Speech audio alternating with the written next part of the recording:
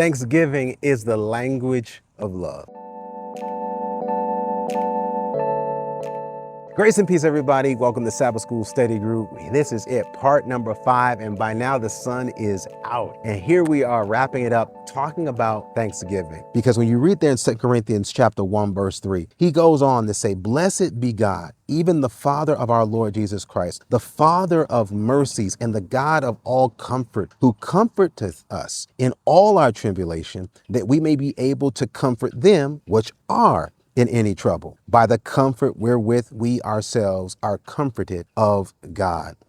The positivity that we see in the scriptures is not man-made, because these are people who are speaking, whether from a prison cell, whether they're in captivity, whether they're even on the breakthrough, or they were just broken. The word is always speaking through every human circumstance. And even in this context, for a church that's being corrected, that needed correction, there's still positivity. There's still things to be thankful for. And Paul points to comfort. He's finding a solace in the ministry and what God is doing through him and what he's seeing happen in the lives of other people. That is Thanksgiving, even in this season for the church of Corinth. He goes on even now in chapter 1 and verse 5 of 2 Corinthians, "For as the sufferings of Christ abound in us, so our consolation also aboundeth by Christ." Okay, so now wait a minute. The struggle, the angst and the frustration, all of that negativity, he said, is being equaled or even surpassed by the consolation. So keep it simple. The conflict, the level of conflict is never outdoing the comfort that God is providing them. This is why there's able to be a word of thanks.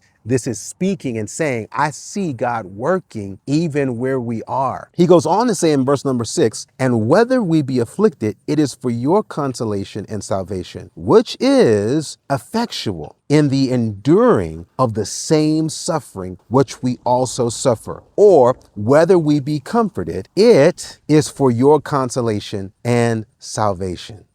So now Thanksgiving makes it big picture to where now I'm realizing that I'm going through this not just for me. It might be to me, but it's for others. I'm actually a display. I'm a screen of an image. And as the screen, I don't internalize what's going on. I just need to project. I need to shine. I need to glorify God, because that's what's allowing others to see him even in my situation. So give thanks. Be that person to find the positive. And if you're ever looking for the positive, just look for where the power is. Look at what God is doing. Look at what is happening. And no matter if 10 things are going wrong and one thing good is happening, it's still enough for God to take that one door and blow the whole thing wide open. So if you really want to make God happy, thank him now. Thank him before you see the breakthrough. Thank him now when there's just a gap while you're acting like he's already parted the Red Sea. That's the language that lets God know, I don't just believe you because you're God. I believe you because I love you.